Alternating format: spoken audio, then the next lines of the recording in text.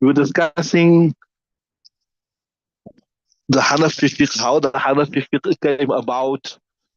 Just briefly, what we discussed yesterday. Remember, obviously, in the time of Nabi Sallallahu Sahaba Ikram would ask Nabi Sallallahu the question because they had him there, right?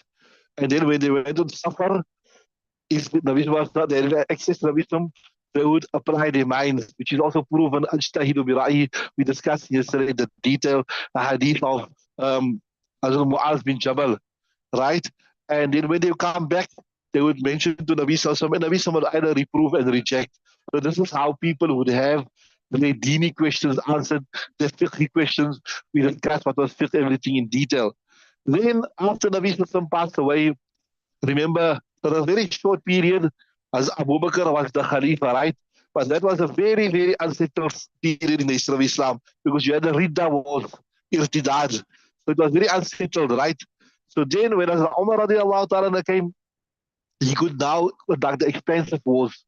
So as the Islamic borders started spreading out, Kufa, Basra, Iraq, Sham, all these places, modern day Iraq, which at that time was all called Sham, then because these were now different societies, big communities, big cities, Medina was a small, like you say, our time was, you say, small farm town. Small farm town, people were simple, they would live in an agrarian society, etc. But now what happened? The Islamic borders began spreading out. So new type of Muslim Messiah coming to the fore, different types of businesses, the borders spreading out, etc. So now there was now a need, what? There was now a need for them to use the usul and they need to unravel Messiah. That is why Umar radiallahu ta'ala, he said, as Ibn Mas'ud, and he was one of the giant fuqaha of the Sahaba Ikram. And Hazrat Ali himself, radiallahu ta'ala, was a great faqih. We remember he was in the presence of Nabi Sallam from very, very young. So when he came to Kufa, and Ibn Mas'ud came out to meet the Amir al-Mu'mineen, first time as Ali is coming, how you see this Trump was inaugurated yesterday as the president of America. So they all came out to meet him. And because he was obviously a scholar and a great person himself, he recognized that these are all scholars, the way they were dressed. That's why he made this question, رحم الله بنا أم عبد قد مأل هذه لقارة علما. Says, may Allah Ta'ala have mercy upon Ibn Am. He filled this place, Kufa, with men of knowledge. He trained men, Rijalullah, people of knowledge. I told you that as Ali himself was a great faqih, when we speak about the fuqaha of the Sahaba Ikram, we speak about as Ali. This is why he recognized when he came and he saw these people.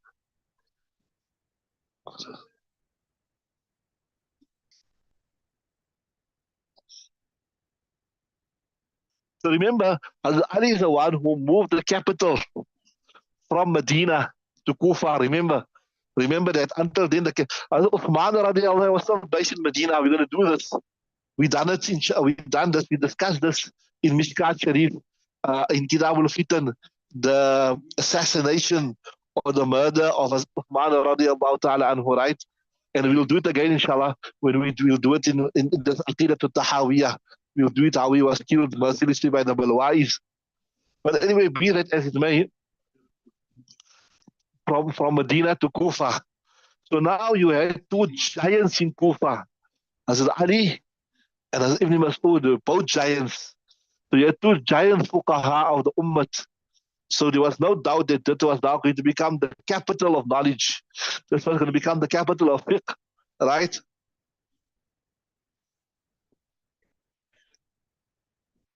Now, yeah, ulama mentioned something interesting. They say, like Allah Ta'ala has promised the preservation of the Quran. Inna nahnu nazzalna dhikra wa inna lahu lahafidhun. Now, the hadith, is the explanation. You study hadith, mashallah. The hadith is explaining all the Quran. And then a further explanation and elucidation of the hadith is the fiqh. Because where does the fiqh come from? It's not pocket billions, people, things that the fuqaha are pulling out from their pockets. It is extrapolated from the Quran. It is extrapolated from the hadith. So when Allah subhanahu wa ta'ala promised the preservation of the Quran, by default, He's promised the preservation of the hadith. And when he's promised the preservation of hadith, by default, he is promised the preservation of fiqh.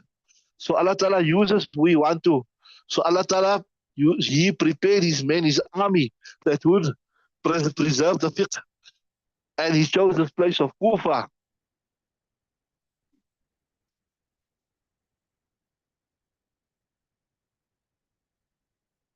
So now remember, you got these two giants, Hazrat Ali and Mas'ud. They were now obviously the Maraja. People had any questions, they would go. This was now, like you can say, the capital of the Muslim world. Medina was not now the political capital anymore. So emissaries, people coming to visit the Khalifa, etc., was coming out too. So Medina was more like a place of worship now, like to say it was the resting place of Nabi Sallallahu. But the political capital, the jihad capital, everything was in Kufa. And then like Allah Ta'ala makes it as such, when the one leaves, Allah Ta'ala replaces it with another. So the special student, listen nicely, this is important, right? Of Hazrat Ibn Mas'ud was Hazrat Al-Qama. So Al-Qama was prepared as a faqih and a jurist by Ibn Mas'ud. He had all his knowledge. And he was, like you can say, a carbon copy of his ustad.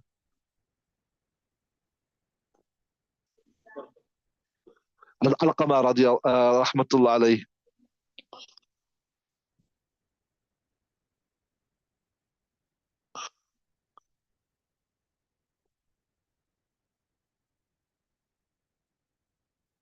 And then he prepared a person by the name of Ibrahim al-Nakhai, who was his special student.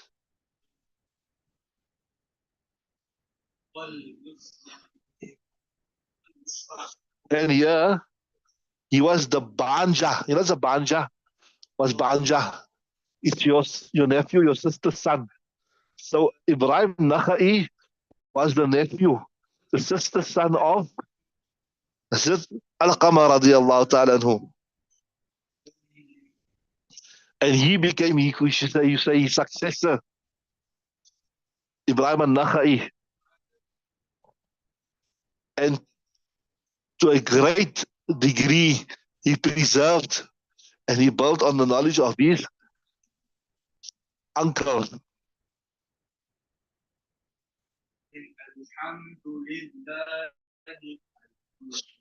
And then his great successor and his student was Hammad ibn Muslim. Hammad ibn Muslim was his student.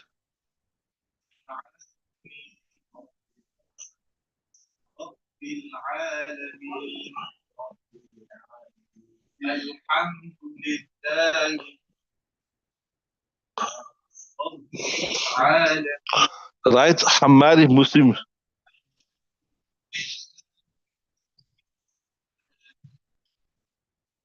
And he also made a great deal of effort in continuing the silsila of knowledge.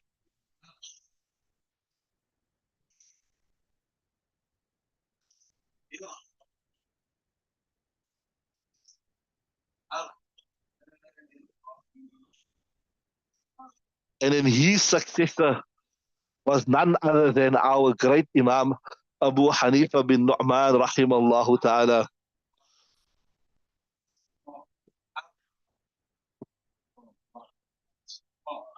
So here the whole thing is nice in the poem. Say, Imam Abu Hanifa rahimallahu ta'ala. Listen to this here. Al-fiqhu Zarr ibn Mas'udin. Al-fiqhu Zarr ibn Mas'udin. Fiqh was the farm of the Mas'ud. Wa al-qamatu saqahu. And al-qama watered it well. First student, right? Hasaduhu Ibrahimu. Then the thing that grew there, Hasad Ibrahim al-Nakhai, he harvested it. Hammadun Dawasun. And Hammad, you know, when after you harvest the wheat, you crush it. He crushed it. Like, you say you mull it, you say it to the mull. Nu'manun tahinuhu. And Nu'man is the one who tahana, he made it into into the dough. Ya'qubun ajinuhu. And then as Yaqub, that was Yaqub refers to the student Abu Yusuf. He needed the dough. Muhammadun khabizuhu.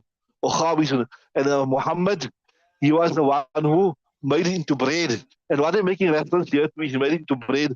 Remember Imam Muhammad, what he done is he compiled all the Hanafi works into the usul. Remember, I didn't I discussed with you.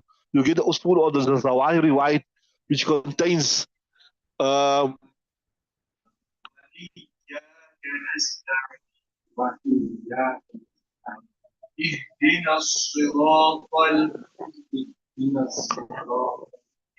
right. So so each one has a road. So the people now remember Imam Abu Hanifa was the first person who compiled fiqh. But you see where it started, how it came down to the students, and the process it undergone before the people could benefit from this compiled fiqh. So you know where the fiqh had come from. So I was telling you, al-fiqh was Zarab the Mas'udin. Fiqh was the farm, the lands, you can say the lands belonging to Mas'ud. Then maybe as you can say as Ibn Mas'ud planted it, then Al-Qama watered it, then Hazrat Ibrahim and Nakhai, he harvested it.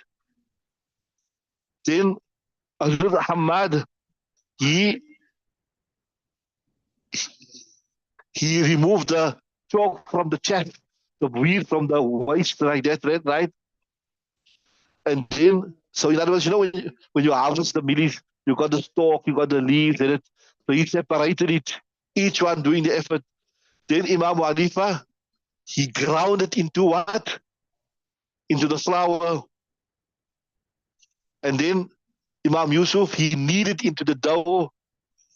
And then Imam Muhammad, he made it into the roti, he made it into the bread. And today we are eating from the bread, from the efforts of all of these people, right? So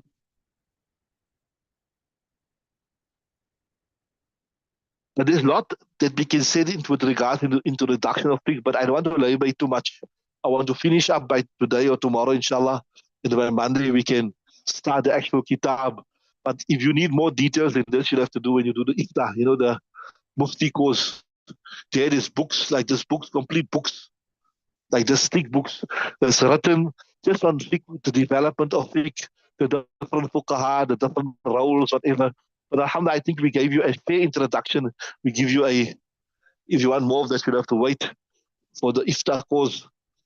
Uh, we gave you a small introduction to it, how it started from the Nabi, how it came to the Sahaba Ikram, how it came to Ibn Mas'ud, how it went to to Kufa, how the people made effort there, etc. The interesting thing also is this year, it is unanimously agreed, not only by the Hanafis. If the Hanafis say something, you say the Hanafis being prejudiced or whatever. But there's unanimity amongst all the scholars, whether they're Hanafi, we go study even the Shafi's books, the Hanafi books, the Maliki books, we go study all of their books. They all agree. There's no difference between the first persons to have formally compiled and formally made easy, accessible fiqh, if what the law was, the Hanafis. It was that Imam Hanifa with his crew and with his students, may Allah have mercy upon them. They say, Naqabil inkar haqiqat. It is something that nobody can deny. That the Hanafis were the forerunners in this.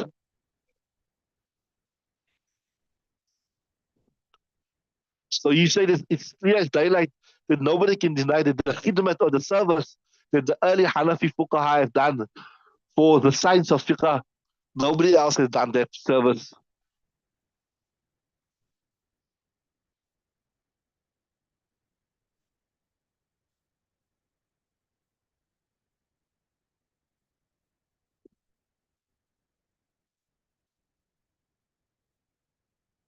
Now, I was telling you, we done now from there. I told you, remember we started from the Nabi Sallallahu Alaihi Wasallam, and we told you how the knowledge came down, down.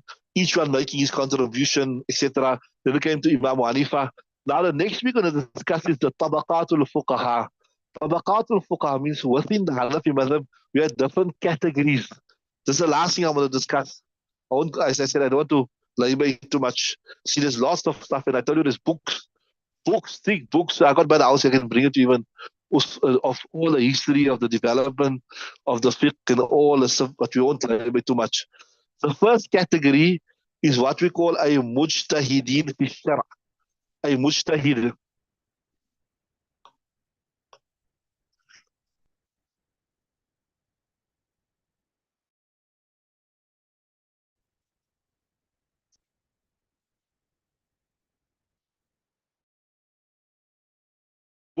Would go directly to the Quran and they go directly to the Hadith and they can extract laws from the Quran and the Hadith. That's not everybody's work. They've as I said now, if you do this more in detail, you need to know Arabic, you need to know Sarf, you need to know Nahwa,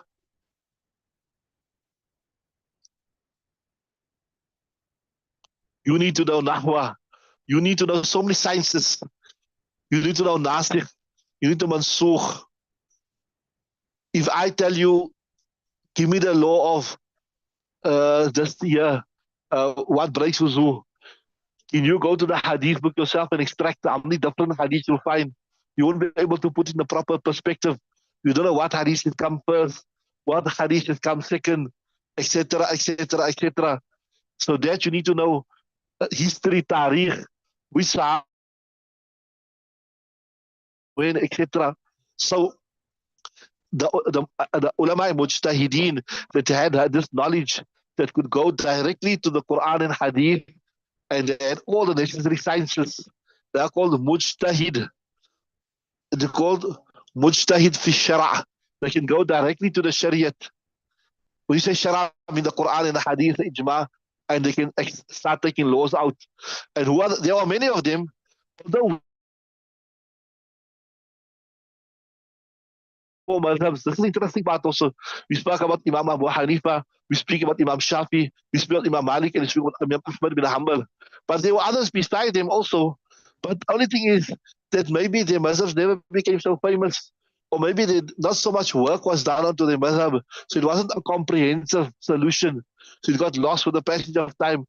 I'll tell you other ulama that had the same capacity was like, you must have heard this name before, Sufyan al-Thawri, Ahmad ibn Uyayna, Abdullah ibn Mubarak. These were also same category. They had the ability to go directly to the Quran, to go directly to the Hadith, and start extrapolating laws. So that is called mujtahid fi shara'. They go directly to the Shariat and they extract. The second is called mujtahid fil madhab. Mujtahid fil madhab means they follow the Imam, like Imam Abu Yusuf and Imam Muhammad. They never contradicted. They use the same usul of Imam Hanifa. Like, you done khas, all that type of thing. Very rarely would they differ with usul, but they use the same usul, but they come out to a different natija. They come out to a different result. So you use the same usul, but you come out with a different result. And so this we call mujtahid fil madhab. They move only what in the madhab. They don't contradict the usul of the madhab. They move what in the madhab. They don't contradict the usul of the madhab. I told you in the Hanafi madhab,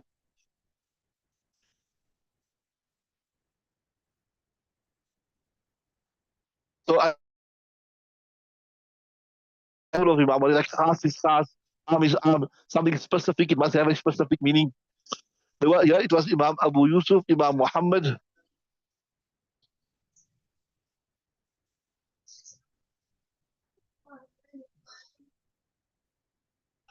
So maybe they would differ with Imam Abu Hanifa in subsidiary matters.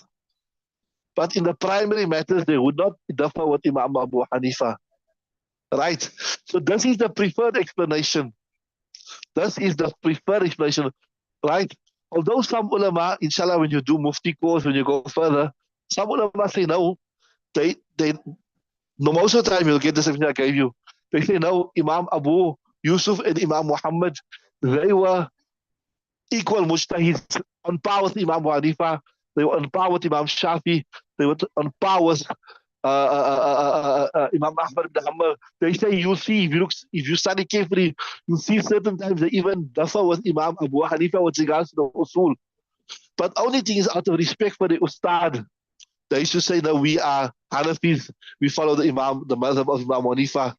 But if you look at this is not the less preferred opinion. The preferred opinion is that they were Hanafis, but they were what you term is mujtahid fi shara. They were mujtahid within the Hanafi Madhab. But other ulama say no, they were mujtahid. They were sorry. So yeah, the preferred they were mujtahid bin Madhab, but also know they were mujtahid fi shara. That they had their own usul. And you see them also contradicting Imam Hanifa sometimes in the usul. But the only reason they said, no, we are Hanafi and Imam Hanifa is our star and is our mujtahid is out of respect for him. So that's I was telling you. So they say you see sometimes they even define the usul of Imam Hanifa.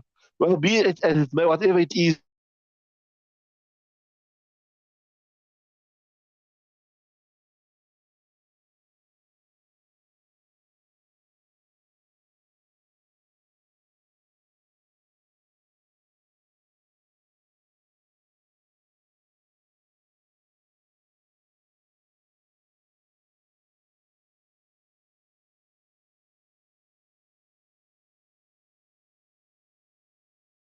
like the unique feature about the Hanafi madhab of Imam Hanifa, Imam Yusuf, Abu Muhammad, made it more acceptable, made it more practical, made it more accessible, etc., etc. Okay, time is up. We'll stop there. We will continue tomorrow, inshallah. We'll post the time for tomorrow. Tomorrow, the time will slightly be different, and it'll be less on other classes also, but we shall post the time, inshallah. بس سبحان الله وبحمده